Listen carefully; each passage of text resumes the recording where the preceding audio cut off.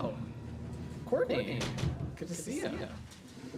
I don't have anything off the top, so Sean, you want to kick us off? Could we start in Syria? Yeah. I saw the secretary had a call today with the Czech foreign minister, the Czech Republic, Czechia, of course, been historically the power in recent years. Was there any discussion of that? Do you have any update on the presence of any of U.S. personnel? So we will have a readout of the secretary's call go out in due time, so I'm not going to get ahead of that process. Obviously, much of the secretary's engagements over the past many days as it's related to the situation in Syria have, of course, involved collaborating and talking with interlocutors and counterparts. I think we are not alone when we say that we want to see stability across the region. We want to make sure that nothing we see is consistent with escalation. But beyond that, I will let the readout of the call come out. To your broader question about any personnel, I don't have anything to announce at this time. We don't have any personnel on the ground in Damascus at the moment, and we're continuing to assess the situation and consider when might be the appropriate time for personnel to go into Syria beyond our concentrated presence in the northeast. Sure. I can defer back, but let me just ask one more thing. Yeah. There's been reports today of some deadly fighting in the north of Syria involving the pro-Turkish fighters with the Kurds, the Syrian Kurdish fighters. What's your assessment of where things stand now? I know Matt mentioned yesterday the extension of one truce. Yeah. How do things stand now between Kobani and the idea of Turkey, pro-Turkish fighters going to Kobani?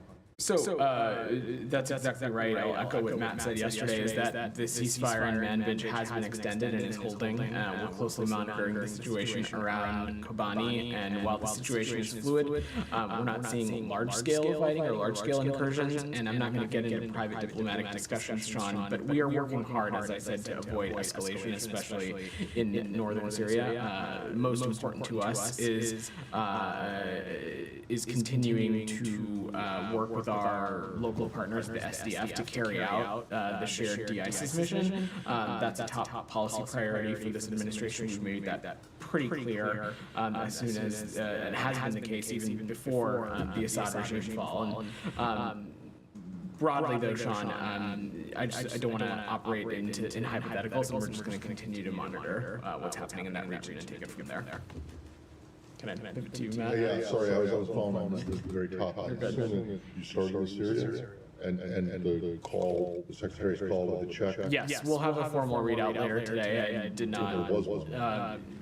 I will double check on that. But in answering Sean's question on the call, as I mentioned, talking about peace and stability across the region, and of course, making sure that there's nothing happen that we would view as escalatory has been a priority for us. It's been a priority for partners in the region, but I'm not going to get into more specifics of the call beyond that. Switch topics really briefly, because I don't think you'll have a lot to say about this, but Senator Rubio is here today. So, good question, Matt. The Secretary Blinken had an opportunity to sit down this morning with Senator Rubio. It was a good and constructive and substantive conversation. And as we said initially, when they first had the opportunity to speak on the phone, that we expected them to have an engagement at some point. This is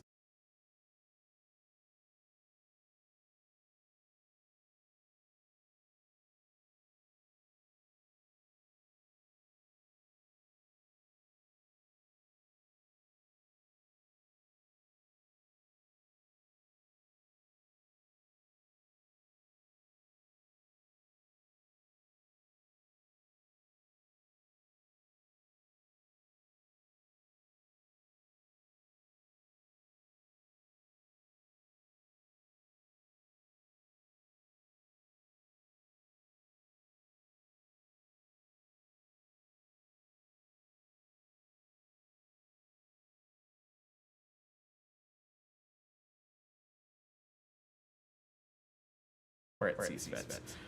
Courtney. Just a quick follow-up on that. Are any more meetings scheduled between Senator Blinken and Senator Rubio? I don't have any meetings with Rubio. Can you say was that all policy focused or more just? broad attacks of transition? I'm just not going to get it. It was a private meeting, Jenny. I know the secretary had been looking forward and eager to having this meeting with Senator Rubio, and I will just let the Trump transition team speak to any further details as it relates to their planning, both for the State Department and other foreign policy priorities. Was it one-on-one or was it? It was a one-on-one meeting. Yes. Go ahead. Thank you. Two questions on Iran. Iraqi officials are saying that the U.S. demanded Iraq to dismantle armed groups backed by Iran in their country, reserving the use of force to fulfill this demand if the Iraqi government does not act. So we have long said that when it comes to our people, our personnel, or our service members, when they are in harm's way, particularly from malign groups that are operating within Iraq, we of course will take appropriate measures to protect our personnel and to protect our people. But beyond that, we also believe there is, of course, a responsibility on the Iraqi government to do everything possible to bring such kind of actors to justice. This is nothing new and nothing different than what we've said previously. And the second one on the sanctions that was announced today. So my question is this, has this sanctions in general in the past 4 years levied by the Biden administration changed any of the behavior of the Islamic Republic, whether they were against the oil industry, UAVs, because we can see that with the UAVs today, but Iran is sending missiles to Russia, so Let me say two things. First, it's because of this administration's continued sanctions implementation that this department has made the assessment that the regime receives only a fraction of the market price for the oil it is able to sell. And as a result of U.S. sanctions, Iran's government has failed to meet its budget projections again this year, and the rial is the lowest it has ever been against the dollar. The other broad point that I would make is that our designation and our enforcement actions, as well as our interdiction efforts, all of these disrupt Iran's access to funds, goods, and services and technology, and its ability to perpetuate destabilization actions across the region. And we're going to continue to be steadfast in our efforts to expose and cut off Iran's ability to generate revenue. And this is an ongoing priority, not just for the United States, but for others as well, including allies and partners, as well as within the G7. Janie, go ahead. Thank you, Vedant. I have educations in Ukraine and North Korea, China. Ukrainian President Zelensky announced that 200 North Korean soldiers were killed and wounded in the battle. Kim Jong-un ordered the North Korean press not to report the death of North Korean soldiers. Can Kim Jong-un's actions of blocking the North Korean people's right to know be considered a human rights violation? Are you talking about human rights violations in the DPRK specifically, Jenny? Look, the human rights concerns as it's related to the DPRK, that has been a concern of ours as it relates to the DPRK state for some time now. It is one of the reasons why we continue to be incredibly concerned about what we view as closening of relationships between the DPRK and Russia. I wouldn't point any further than the most recent, what we spent some time talking about from this podium as it relates to DPRK soldiers in Ukraine. And this is something that is going to continue to be of great concern to the United States, but other allies and partners as well. On China's espionage activities are ongoing, including the establishment of Confucius Institute in U.S. universities, the operation of overseas undercover police stations, and the hacking training institute. What measures is the United States taking, and are there any regional So I'm certainly not going to get into results, and I certainly wouldn't speak to something like this in specificity, but of course we're aware of these kinds of reports, and we're certainly aware of the lines of efforts that have been undertaken by the PRC to conduct what we view as things that would be consistent with transnational repression as it relates to its own people overseas. And our view is that any country abroad should be obeying and obliging with the local law enforcement and local laws. But beyond that, I'm just not going to get into that specifically. Alex, go ahead. Can you speak to your thinking behind imposing Nord Stream 2 sanctions today?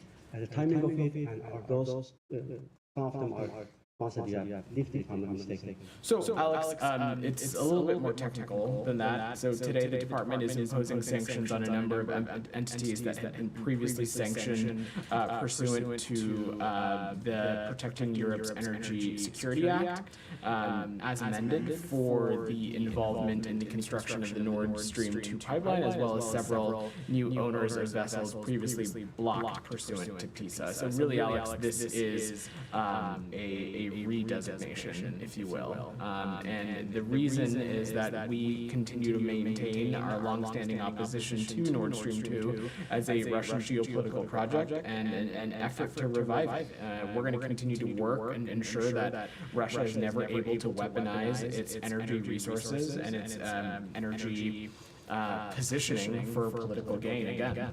Have you guys coordinated this one with the transition? So I'm sure we're talking a great deal with the transition team about the various policies and endeavors, but again, let's not forget that there is one Secretary of State at the time, there's one President at the time, and after 12 o'clock on January 20th, the next administration can speak to its viewpoints on a range of issues, including sanctions on Nord Stream 2. Thank you. Sure. Matt from the podium signaled that your plans to impose sanctions on Georgian Dream officials. The narrative we keep hearing from Tbilisi is that at this point, any sanction would be pointless because you guys are leaving and they can just have a leeway. They can just wait it out. Well, Alex, my viewpoint is that it is a 4 to 5 weeks is a long time. A lot can happen in 4 to 5 weeks. There's still quite a bit of runway left in this administration, and what this is about ultimately is the fact that we stand in solidarity with the Georgian people and their Euro-Atlantic aspirations. And as Secretary Blinken previously said, we are preparing additional actions, including sanctions, to hold those to account for what we would view as undermining democracy in Georgia. Saeed's had his hand page there. I'll try to come back. Go ahead, Saeed. Yeah. Thank you, Vedant. Yeah. I want to ask about Gaza, but I have a quick question on Syria. Sure. I mean, why is all these attacks by Israel and basically coming so close to Damascus? And in fact, they struck Tartus the other day with a bomb that measured 3 point something on the Richter scale. So why doesn't that raise an alarm? Why is it okay for Israel to keep doing what it's doing, occupy more land? So if you're talking about, are you talking about something specific, Saeed? Are you talking about what Israel is doing every day? They have occupied more territory every day. They send them their tanks. Now they are very close to Damascus, as a matter of fact. They struck the city of Tartus for no reason, for instance. A bomb that, like I said, measured something like 3 point something on the Richter scale. Ultimately, Saeed, what we want to see is lasting stability between Israel and Syria. Israel has said that these kinds of actions and the limited defense of its borders are temporary, and no nation, certainly not even the United States, could tolerate terrorists and other armed militia groups becoming embedded right on their doorsteps. And so Israel, of course, as we've long said, has every right to its self-defense and its security, but what we are hoping for and what we're continuing to engage on is support for the critical mandate of the UN Disengagement Observer Force to uphold stability in the region, and that's something we'll continue to focus on. So these attacks on Syria are in self-defense? I will let the IDF speak to its own operations site. I'm not going to opine on those from here. Yeah. The Israeli Defense Minister said that they will continue to occupy Gaza after the war. Do you have any comment on that? I'm not. Or do you still expect the Israelis to pull out? of Gaza once the war is over? It's important to take a little bit of a step back. First, in terms of discussing the outcomes of a potential deal that are still being negotiated, I'm not going to get into that. In general, what ultimately at the crux of this, at the crux of getting a ceasefire in Gaza, what we're talking about is a deal that would be implemented in phases, and we're all currently focused on trying to get to that first phase, which is about hostages being released, a temporary ceasefire, and a surge in humanitarian assistance. Of course, future phases would have details as it relates to security arrangements inside Gaza, IDF withdrawal, and what the positions and numbers and all those specific details look like. However, as you've heard me say before, Saeed, that a long-term occupation of Gaza by Israeli military forces, IDF or otherwise, would be inconsistent with the principles that Secretary Blinken laid out in Tokyo about a year ago, which is something both myself, Matt, the Secretary himself, have been clear about from the very beginning, directly with counterparts in the region. Has there ever been any Israeli occupation of Palestinian territory that is not long-term? Saeed, I'm just not going to.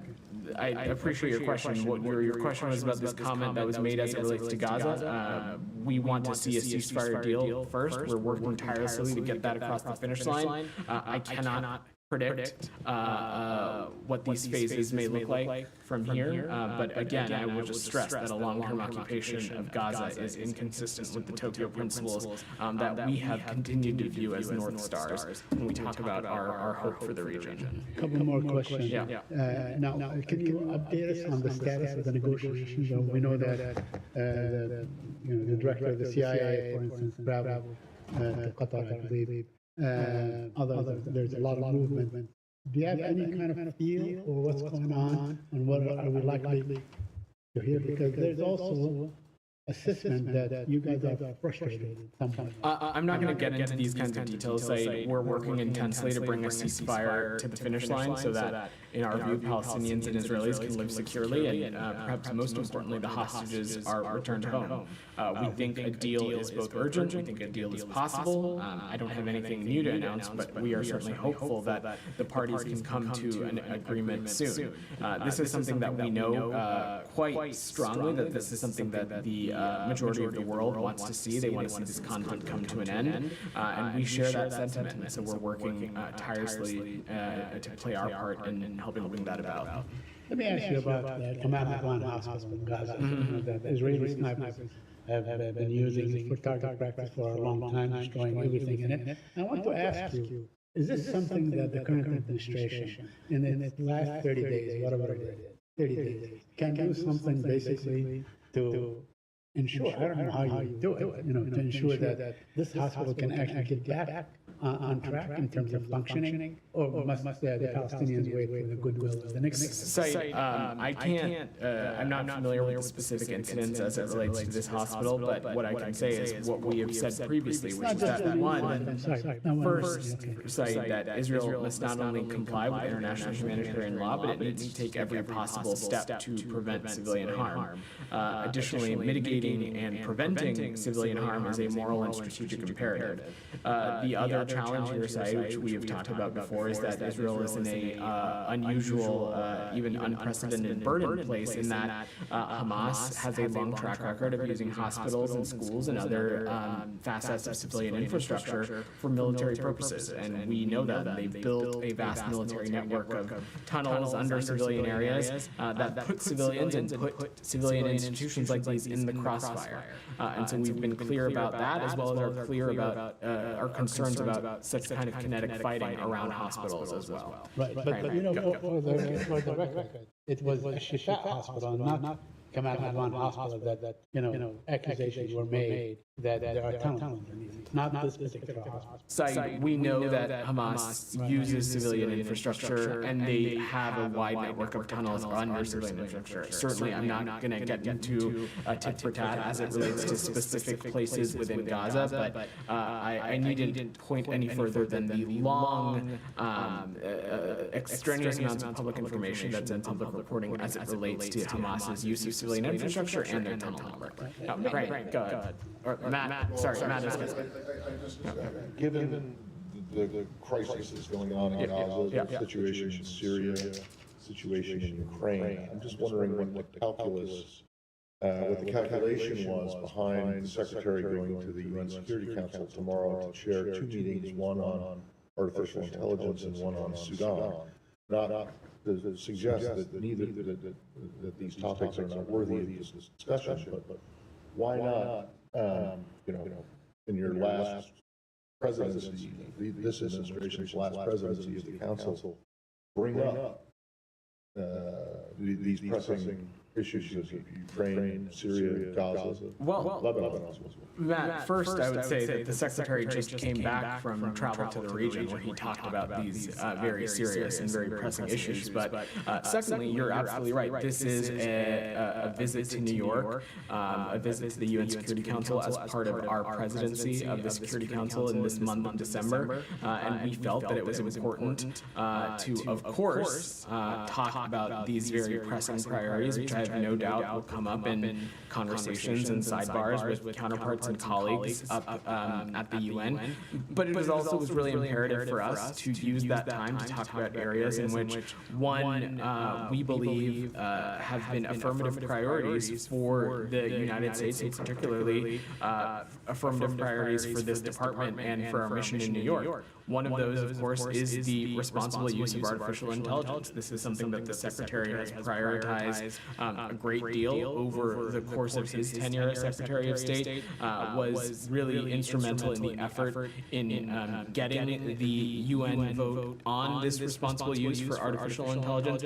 And then Sudan, Matt, you know better than anybody that we spend a lot of time talking about crises up here. We talk about a lot of time talking about very dire circumstances. Sudan, perhaps even in the list of Gaza and places like Ukraine and elsewhere, Sudan is facing one of the most dire humanitarian crises on the face of the planet. And so anything we can do to continue to work with partners at the UN and otherwise to shed light on that, figure out what ways we can continue to unearth and solidify humanitarian corridors and continue to push for a political solution, that's absolutely a priority for ours, and we'll continue to use ways to elevate that. That's not to say Syria, Gaza, Lebanon, Ukraine will not come up. I'm sure that they are, and as someone who travels with the Secretary regularly, Matt, you know how much of his time he spends on all of these things. Yeah, but I just want to know, I mean, is it incorrect, is the assessment that is out there, that some people have made, that Russia and China will veto anything that you attempt to do on Ukraine in the Security Council, and inside the Security Council, you are an island of one when it comes to Gaza resolution. So, so was the calculation that it would be basically a waste of time? This was not a calculation, Matt. This was about using our presidency and using the Secretary's hallmark day for the presidency. We often, you've covered a lot of secretaries, we often are able to commit 1 or 2 days to something like this, just given the other schedule constraints. Wanting to utilize that time on what we view as affirmative priorities for the department and the Secretary. Beyond that, we have used the UN as a mechanism to do important business, both as it relates to the conflict in Ukraine, but also to do important business as it relates to the ceasefire and ending the conflict in Gaza. Let's not forget that the ceasefire deal that Saeed was talking about, this was one that has been supported by the vast majority of countries in the United Nations, which honestly it's difficult to get them to agree on one thing. So it's just a testament to how we're going to continue to use bilateral channels, but also multilateral fora like this to do our foreign policy. Right, go ahead. Yeah. Austin Tice, Mr. Netanyahu sent a letter to Austin Tice's mom saying that Israel should coordinate with the U.S. and that the IDF is not active where Austin is. But just the other day, the department had said they were not certain where Austin is. So how can the IDF, in coordination with the U.S., know they're not active where Austin is if the U.S. doesn't know for certain where Austin is? So I will let the Prime Minister's office and the IDF clarify any comments or letters, any engagements that they are having with the Tice family. What I can say from our perspective is that, again, making sure to locate and find Austin Tice is a priority for us. There are intensive efforts underway to find Austin. We've attempted to contact officials from the region for information. information. As you know, we have put out a $10 million reward for information about his location early last week. These kinds of lines of efforts are ongoing. I'm just not going to, I don't have any perspective to offer on what engagements the family may or may not have had with the Prime Minister's office. But so you don't know, for instance, which U.S. authorities Netanyahu's talking about that he's in coordination? You should reach out to the Prime Minister's office to clarify his comments. I'm not a spokesperson for him, which I know is sometimes frustrating for you all. Well, just citing because he mentioned U.S. authorities, that's it. Okay. Don't have any other perspective to offer. Okay, on Israel's strikes in Syria, as you just mentioned, the justification for this has been that Israel's doing this with the vacuum of power, the possible instability, that fears of potential terror threats. How does more bombing, especially one after the fall of Assad, and one that has bombing registers, as Said says, on the Richter scale, contribute at all to stability or peace? So we have long said and long believed, first let's take a step back.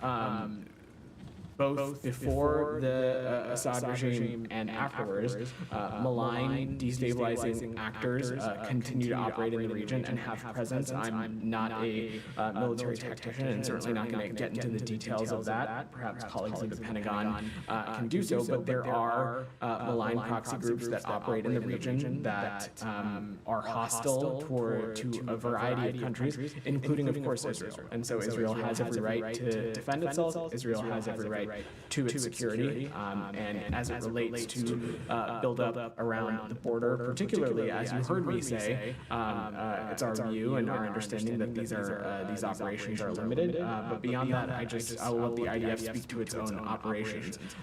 We are continuing to remain focused on doing everything we can to maintain stability across the region. We're in constant contact with relevant regional partners and others. We know that this is a shared priority for a number of us. And to clarify, in response to Said's question, he asked if this was an exercise of Israel defending itself, and you sort of deferred to that question. But here you said that Israel has a right to defend itself. It certainly has a right to defend itself broadly. I just don't have enough information as it relates to this particular incident to offer context on the operation, which again, not a spokesperson for the IDF, which I'm sure they'd be happy to answer your questions. Okay. And then you say that these attacks are temporary, and you refer to these groups. Do you know what Israel's strategic objective is with regards to these attacks? And I know that you've said I'm not a spokesperson for them, but the U.S. is providing military aid to Israel, and so these questions do seem relevant. Again, I will leave it to Israel to speak to their military operations. Jenny, go ahead. Engagement with HTS, has that been regular? When was the last time there was any U.S.?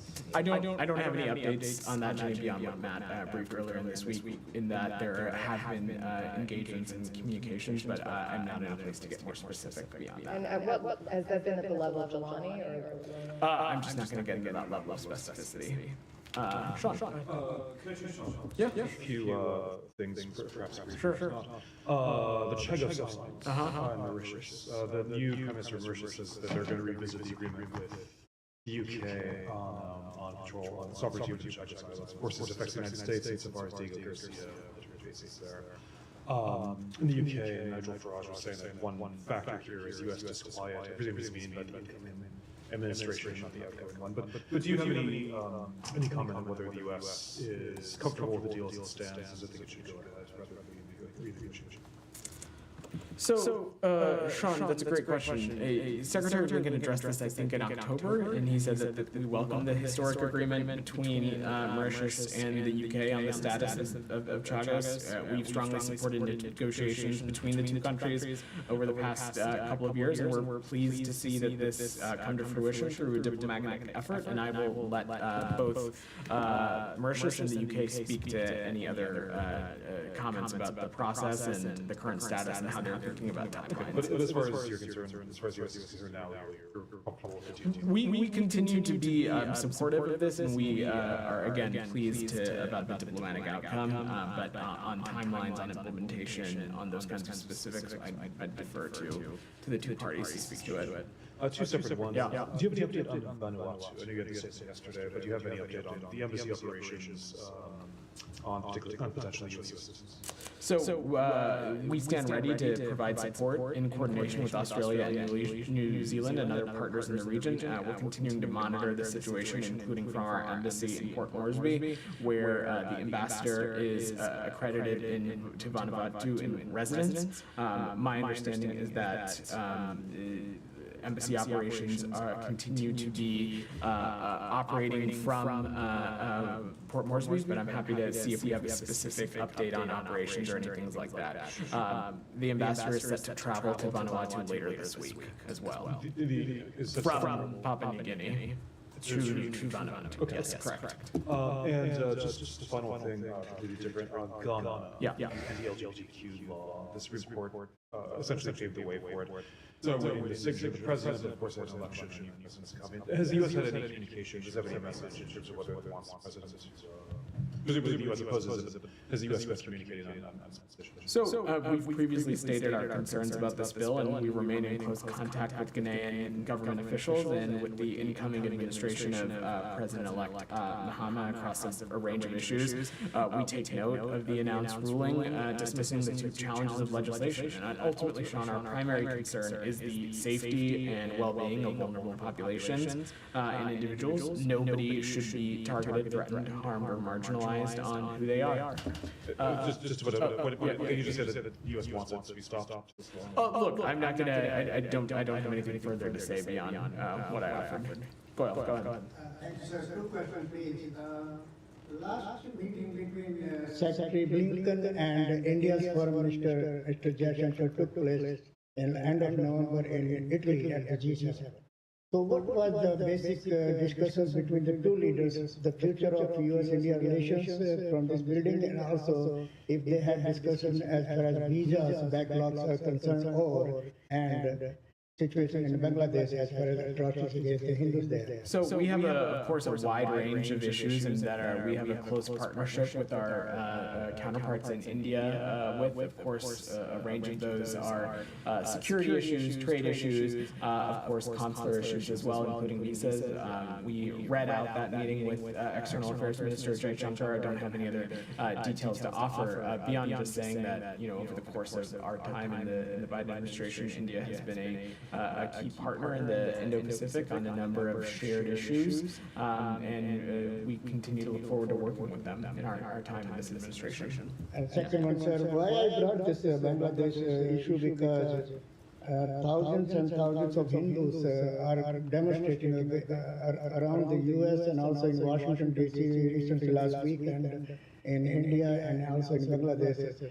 Atrocities have been committed against the Hindus in Bangladesh. Even Bangladeshis came from all over the U.S. and Washington to demonstrate and asking the State Department, Secretary Blinken, he's very famous in India, that to intervene. At the same time, they are calling now that it's not that atrocities against the Hindus, but also against minorities, and they are calling on the International Criminal Court, ICC, or the United Nations, and of course U.S. to intervene and bring those to justice, including the interim Prime Minister Mohammed Yunus, against those. What is happening? What message the Secretary has for those who are really relying on the United States? So this is an area of course, vital importance to us.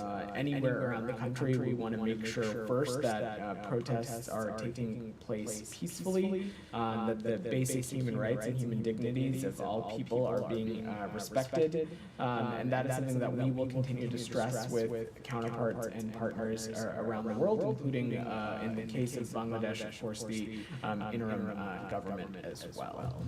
In the back, go ahead. In the brown jacket. Yeah. Excuse me. Today in Egypt, Dr. Yahya al-Qazzaz, who was arrested for criticizing Mr. Abdel Fattah al-Sisi, passed away in the custody.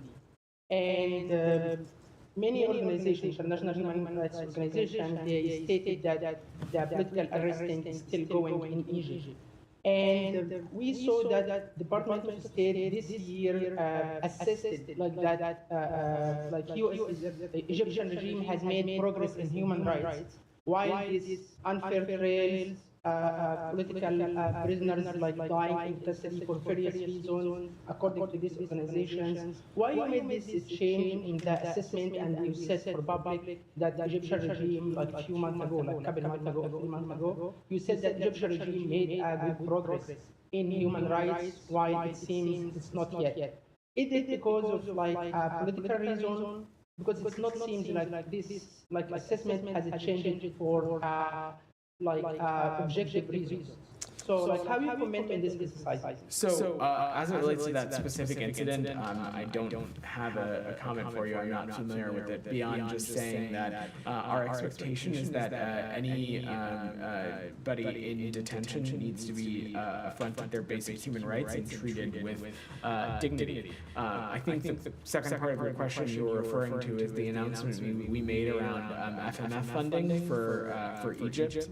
Is that correct? Not specifically about funding, but you said in this statement that Egypt made a progress. Which it has. So for human rights. We also said we also said in that same time period that of course there continues to be work in progress that needs to be done, and we continue to stand by that as well. But the FMF funding, there are designations and authorities that the Secretary of State has to offer waivers based on national security interest, and of course the Secretary made the determination that it was the United States national security interest in some areas, and then in some other areas we have seen that our partners in Egypt had made progress. I'm happy to get some specific language for you and share the breakdown of how we talked about it. That was from a couple of weeks ago. Last question in Syria,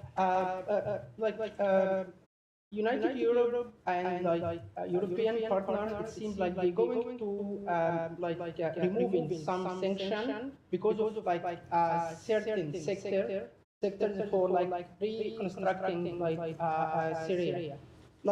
Will USA is going to consider certain sectors like healthcare, like housing, like something areas for removing some sanctions that may be helping or accelerate the idea of rebuilding, reconstructing Syria, or you are going to keep all sanctions in Syria until further notice?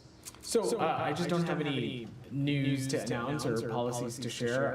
As you heard Matt say earlier this week, when it comes to the designation of groups or sanctions that may or may not remain in place, what we're looking at and what we are keeping an eye out on is actions that we see the regime take, and so that's what we'll continue to remain focused on. But I'm not going to opine any further beyond that. In the red, back, just moving back to Gaza for a little quick second. The BBC reported yesterday that they're citing a Palestinian source that Israel stopped air and drone operations over the Gaza Strip, or at least parts of it, for 6 hours on December 7th to allow Hamas to assess the condition and the whereabouts of hostages across the region, including U.S. hostages. Can you confirm that? And have you received any updates from Hamas through mediators recently pertaining to the status of U.S. hostages in Hamas? So, to the first part of your question, I will let our partners in Israel and the IDF speak to any of their operational details, and that would certainly fall into the bucket of that. Secondly, I don't have anything to get into from up here as it relates to hostages beyond just saying that we are working tirelessly to do everything we can to get a ceasefire deal, and of course a key integral pillar of that is making sure that the remaining hostages can be returned home, and we're going to work tirelessly as it relates to that. In the blue, go ahead. Yeah. Thanks.